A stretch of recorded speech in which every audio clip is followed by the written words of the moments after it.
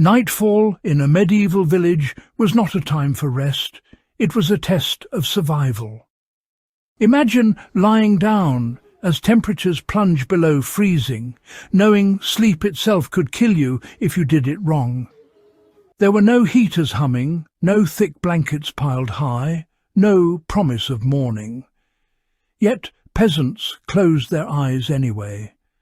The mystery is not how they slept uncomfortably, it is how they slept at all. Winter nights were long, silent and merciless, and the human body was never meant to endure them without help.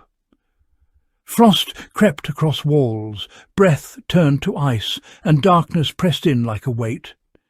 Sleep became an act of strategy, not relaxation. Every position, every layer, every shared space mattered. One mistake meant illness or never waking again. To understand medieval sleep, you must forget modern bedrooms and imagine night as an enemy that had to be negotiated hour by hour, with nothing but knowledge, habit and desperation standing between life and death.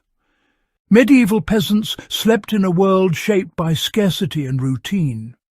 Most lived in single-room houses where cooking, working and sleeping happened in the same space. Beds were rare luxuries, so people slept on raised wooden frames or directly on packed earth covered with straw. This straw was not comfort, it was insulation, trapping pockets of air between the cold ground and the body. Families slept together, parents, children, sometimes even servants, because shared body heat was more valuable than privacy. Winter clothing was often worn to bed, layers of wool that stayed on night and day. Fires were allowed to burn down to embers, never fully extinguished, so warmth lingered through the first hours of darkness. Windows were blocked, doors sealed, animals brought inside. Over generations, peasants learned when to sleep, how long and with whom.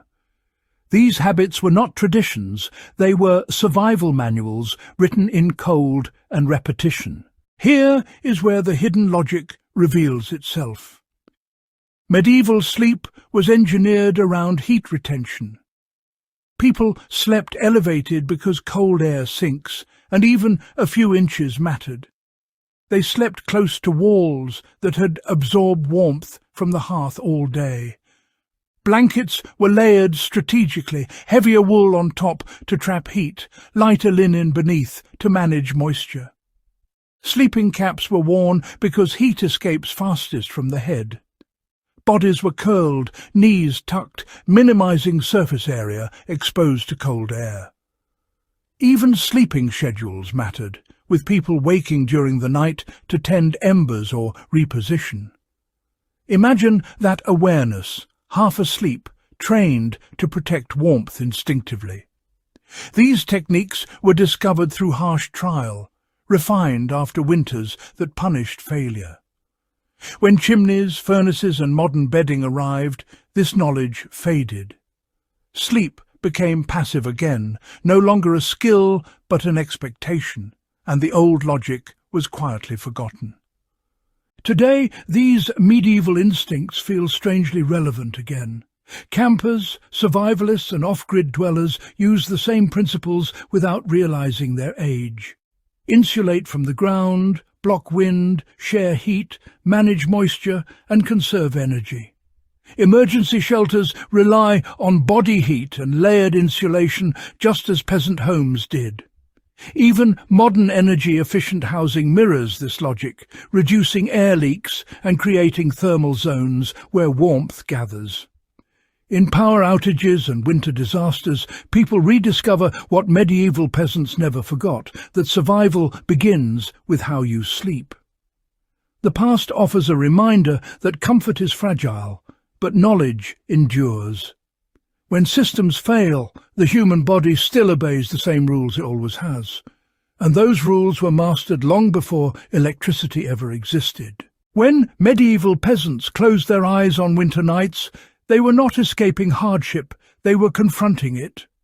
Sleep was a negotiation with cold, darkness and exhaustion, guided by wisdom passed down in silence. Their survival was not luck, it was learning. In a world that increasingly depends on fragile systems, their story matters more than ever. It reminds us that resilience is built quietly, one habit at a time, often in the dark. If this journey into medieval nights changed how you see something as simple as sleep, keep exploring the forgotten skills that once kept humanity alive, and let history teach you how to endure the cold when comfort disappears.